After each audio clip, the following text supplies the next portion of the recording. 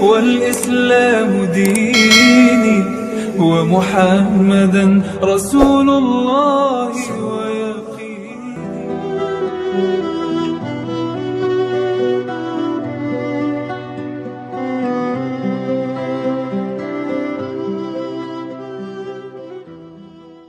Man shalla subha fi jama'atin, siapa yang sholat subuh berjamaah, faka'annama shallal laila kullah, dapat pahala seperti sholat sepanjang malam. Kita tak sanggup sholat sepanjang malam. Kalau ada orang sholat sepanjang malam dari isya sampai subuh, dijamin siang ini tumbang. Karena kita ini memang manusia yang terbatas, tidurnya terbatas, tegak sholat lama terbatas, berzikir terbatas, makan yang tak ada batas. Tapi kalau sudah melakukan aktivitas ada batasannya, maka Allah tahu kita tak sanggup, kita tak mampu, lalu kemudian dia kasih keringanan, cukup dengan sholat subuh berjamaah. Semalam saya dikirim foto oleh kawan saya di WhatsApp. Maaf beribu, maaf. Foto yang dikirimnya itu jamaah di depan. Kawan saya ini di sop ketiga, jamaah di sop pertama, dia di sop ketiga. Di fotonya jamaah yang di sop pertama itu, apa kata dia? Aku mat sedih hatiku, bisa pula dia di sop satu, aku di sop tiga. Saya tengok, biasa aja fotonya. Setelah lama-lama saya tengok, maaf beribu maaf, rupanya kawan yang di depan ini putus kakinya satu. Putus kakinya, bisa dia di sop pertama. Aku lengkap kakiku, bisa pula aku di sop ketiga. Tak sempurna anggota tubuhnya, tapi sempurna sopnya. Tak sempurna organ badannya, tapi sempurna khusyuknya. Kita ini, apa kita yang sempurna di hadapan Allah? Badan kita sempurna, akal kurang, sekilo kurang seon. Sempurna badan kita, tak sempurna khusyuk kita. Asal sholat terlambat, asal sholat terlambat. Yang parahnya Idul Fitri pun masbuk juga. La ilaha illallah Muhammad Rasulullah. Orang yang sholat berjamaah, maka dia amalnya setahun dibalas 27 tahun. Betul apa betul? Ada orang sholat berjamaah setahun, amalnya bertambah 27 tahun. Dari mana Ustadz rumusnya 27 tahun? Sholatul jamaati, sholat berjamaah, tafdulu sholatal fadzi, lebih utama daripada sholat sendirian. Bisa ba'in was ishrina darajah, 27 derajat. Subuh 27, zuhur 27, asar 27, maghrib 27, isya 27. Selama setahun, maka bertambah umurnya berarti 27 tahun. Jadi kalau istiqomah dia tahun 2021 ini, sholat berjamaah, bertambah umurnya 27 tahun. Bagaimana dengan orang Batam yang sudah istiqomah selama 10 tahun? Berarti umurnya bertambah 270 tahun. Terjawablah kenapa umat Nabi Muhammad SAW lebih dulu masuk surga daripada umat Nabi Musa, lebih dulu masuk surga daripada umat Nabi Isa. Mereka umurnya panjang, tapi lebih panjang lagi umur kita. Kita kalau istiqomah 10 tahun ini 270 tahun. Mana yang lebih panjang, umur umat Nabi Muhammad atau umat Nabi Musa? Umat Nabi Muhammad. Tapi syaratnya harus istiqomah.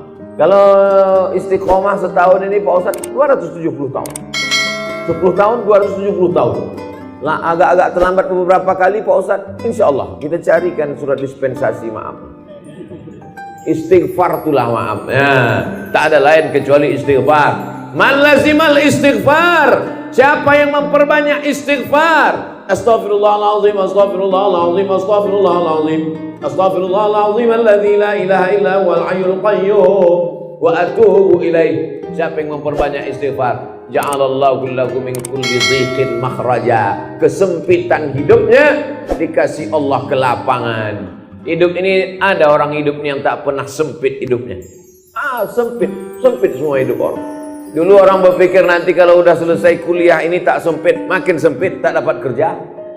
Nanti kalau udah dapat kerja ini makin sempit, belum menikah. Nanti kalau udah nikah ini mungkin lapang, makin sempit.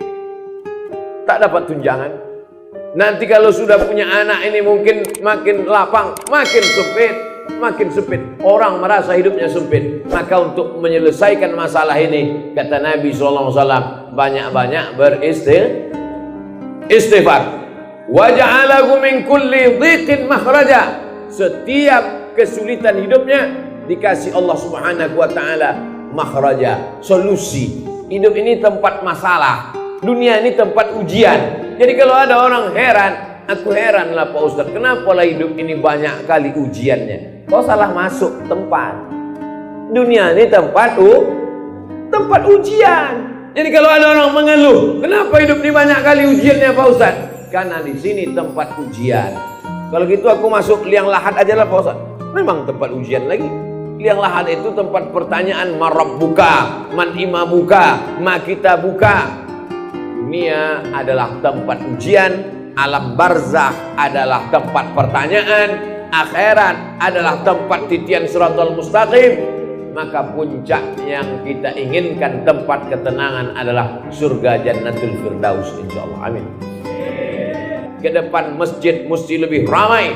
Kenapa? Karena orang berkumpul di masjid. Manusia di kota paling besar, kota paling hebat kota, tapi jiwa orang kering kerontang. Maka untuk membangun jiwa manusia itu, untuk menyuburkan imannya, untuk memperkuat keyakinannya, maka solusinya adalah masjid.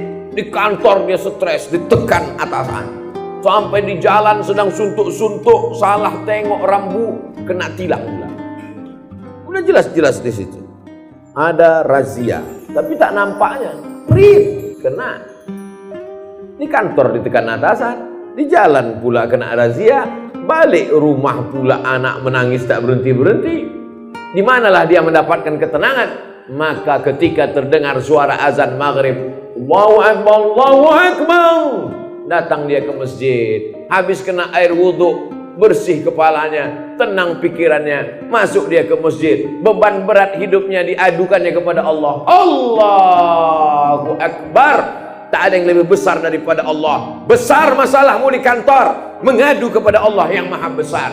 Besar masalahmu di rumah, ada Allah yang maha besar. Allahu Akbar. 2 kali dia katakan Allahu Akbar. Habis itu apa kata dia? Allahu Akbar kabira, walhamdulillahi katsira. Aku kemarin dipuji-puji orang, sekarang orang tak memuji lagi. Kemarin disanjung-sanjung orang, sekarang orang tak menyanjung lagi. Dulu kalau sambutan ketua masjid, sambutan kepala sekolah, disebut namanya. Sekarang sudah tidak sebut-sebut lagi. Orang yang gila pujian, ketika tak dipuji stres. Nama penyakitnya post power syndrome. Dulu kalau datang ke masjid disambut orang dengan Tala'al badru alaina. Begitu sudah tak ada jabatan, ditengok orang pun tidak. Ngerasa tak dihormati. Maka Allah mengatakan, jangan kau tersinggung. Allahu Akbar kabira, walhamdulillahi katsira. Yang layak dipuji-puji itu cuma Allah. Walhamdulillahi katsira. Dulu diagungkan orang, dulu disanjung orang, dulu dimuliakan orang. Wa subhanallahi bukratan wa asila. Makanya ketika itu dibaca, bergetar pintu-pintu langit, bergoncang malaikat di atas. Siapa yang mengatakan itu? Nabi Muhammad SAW. Ketika sahabat sedang sholat bersama Nabi, Allahu Akbar, ada sahabat di belakang membaca Allahu Akbar kabira, walhamdulillahi katsira, wa subhanallahi bukratan wa asila. Nabi tak pernah mengajarkan doa itu.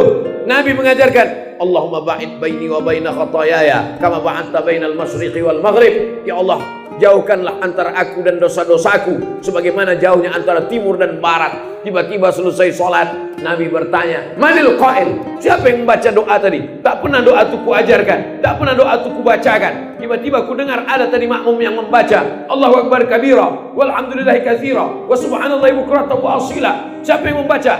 Sahabat pun angkat tangan. Aku ya Rasulullah. Gentleman, mengaku, tidak diam-diam, tidak hanya bersuara lalu menghilang. Aku yang membaca itu ya Rasulullah. Kata Nabi, futihat abwaabus sama, terbuka pintu-pintu langit karena doa yang kau baca. Hadis ini diriwayatkan oleh sahabat Nabi Abdullah bin Umar bin Khattab. Anak Umar bin Khattab, sejak mendengar doa itu, aku tak pernah meninggalkannya walau sekalipun. Allahu akbar kabira walhamdulillahi katsira wa subhanallahi bukratan wa asila. Saya yakin 90% jamaah masjid ini bacaan iftitahnya Allahu akbar kabira. Betul? Kita bacanya dari kecil, saking kan hafalnya sudah, tak ingat kita entah kapan kita bacanya. Lajunya kalah Valentino Rossi. Allahu akbar kabira. Selesai. Salat adalah perenungan, salat adalah khusyuk, salat adalah kesadaran bahwa kita sadar kita sedang berhadapan dengan Dia, bukan berhadapan dengan tiang, bukan berhadapan dengan dinding. Salat adalah kita berhadapan dengan Dia. Siapa Dia? Wajjahtu wajhiya, ku hadapkan wajahku. Aku bukan menghadap gubernur, aku bukan menghadap presiden, aku bukan menghadap menteri, aku menghadapkan kepada Dia yang menghidupkan gubernur, yang menciptakan presiden, yang mematikan pejabat-pejabat. Yuhyi wa yumit wa huwa ala kulli syai'in. Wajjahtu wajhiya lilladzi fatara as-samawati wal arda hanifan musliman wa ma ana minal musyrikin. Inna salati wa nusuki wa mahyaya wa mamati lillahi rabbil alamin. Kalau sudah kita serahkan semua urusan kita ke Pak Kades, insya Allah selamatlah KTP kita. Amin. Kalau sudah kita uruskan semuanya ke Pak RT, ke Pak RW, ke Pak Wali, insya Allah selamat. Kalau orang begitu yakin urusannya diurus dari mulai RT, RW, Kades, Kadus, Wali Kota, Gubernur, kenapa dia ragu kalau urusannya diserahnya kepada Allah Subhanahu wa ta'ala? Orang yang bingung dengan urusan dia, padahal sudah diuruskannya kepada Allah. Orang yang bingung dengan urusan dunia, padahal sudah diserahkannya kepada Allah. Sama seperti orang naik pesawat, dipeluknya kopernya. Naik dia ke pesawat, dipeluknya kopernya. Datang pramugari tanya, Pak, kopernya di atas aja. Enggak, aku takut jatuh. Apa pula kau takut koper ini jatuh? Kau aja pun belum tentu selamat sampai tujuan. Tapi kalau sudah kau ikatkan safety belt, sudah kau ikatkan, apa namanya kalau kita naik pesawat itu? Nah, ikat pinggang, seat belt. Kalau udah kita ikatkan seat belt, maka insya Allah selamatlah kita. Tercabut atap pesawat itu, tapi orang yang duduk di kursi pesawat tak lepas. Kenapa? Karena seat belt. Seat duduk, belt ikat pinggang. Seat belt duduk dengan pinggang terikat. Tercabut atap pesawat, maka semua penumpang yang ada di situ selamat. Makanya saya kalau dicapa pramugari itu saya jawab, Pak Ustadz, ya kata saya. Kenapa? Karena dia udah berkorban untuk kita. Apa ibu yang dimuliakan Allah? Ada ibu-ibu di sini. Masya Allah, tabarakallah. Ibu-ibu sebetulnya tidak sholat ke masjid, tapi karena ada pengajian, karena amanah, perempuan sholatnya di rumah, di dalam kamar, di dalam tempat yang sempit. Sekarang ada orang melarang, jangan sholat ke masjid, perempuan jangan ke masjid, tapi ke mall boleh. Padahal di masjid dia tertutup, padahal di masjid dia dekat dengan Allah. Maka maksud hadis perempuan sholat di tempat yang sempit, di kamar yang tertutup, di dalam rumah, maksudnya kalau terjadi fitnah. Di Palestina tak boleh sholat perempuan di masjid. Nanti ditangkap oleh tentara Israel, diperkosa. Ketika terjadi konflik yang ada di Bosnia, ketika di Rohingya, ketika di Suriah, di Irak terjadi konflik antar kelompok masyarakat, ditangkap oleh ISIS, na'udzubillah, maka perempuan. Tapi di Batam, ibu-ibu di masjid nih, kalau pulang ada tentara Israel di luar, tak ada, aman, damai, tenang, dengan tetap menjaga protokol kesehatan, cuci tangan, jaga jarak, pakai masker. Ustadz ceramah pakai masker, Ustadz aja tak pakai masker. Nih pakai masker, walaupun di dagu. Tak ada nanti orang mengejek-ejek, apa itu Abdul Somad ceramah tak pakai masker. Nih tak nampak kau pakai masker. Jamaah ini insya Allah tak ada mengejek-ejek saya. Tapi kalau di-upload ini nanti haters banyak. Bahasa Inggrisnya haters, bahasa Arabnya syaitan. Yang jempolnya begini tuh. Apapun isi ceramah ini ya. Orang yang memang dibayar untuk ngasih ini.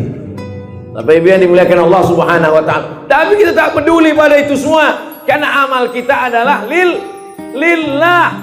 Lelahku lillah. Tak ada lelahnya kalau karena Allah. Tapi kalau karena manusia, capek kita beribadah nih kalau karena manusia. Ustadz kita imam, hafal Quran, dibacanya ayat sampai 1 halaman. Mantap sudah. Apa kata manusia? Panjang kali ayatnya. Dibaca pula pendek. Yasin. Allahu Akbar. Apa kata makmum? Kok bisa dia jadi imam? Hidup nih kalau kita ikut cakap manusia, capek kita. Betul? Yakin kata Allah, benar kata Rasulullah, benar kata ulama, jalankan. Kalau saya ikut komen orang, oh capek. Ustaz kalau ceramah jangan kuat-kuat lah. Bergetar hatiku ketika melihat wajahmu. Udah habis itu Ustaz pun slow-slow. Jamaah sekalian, marilah kita mendekatkan kepada Allah. Ustaz kok slow kali macam bencong katanya. Yakini bahwa itu benar, tidak melanggar aturan pemerintah, mengikuti sunnah Rasulullah.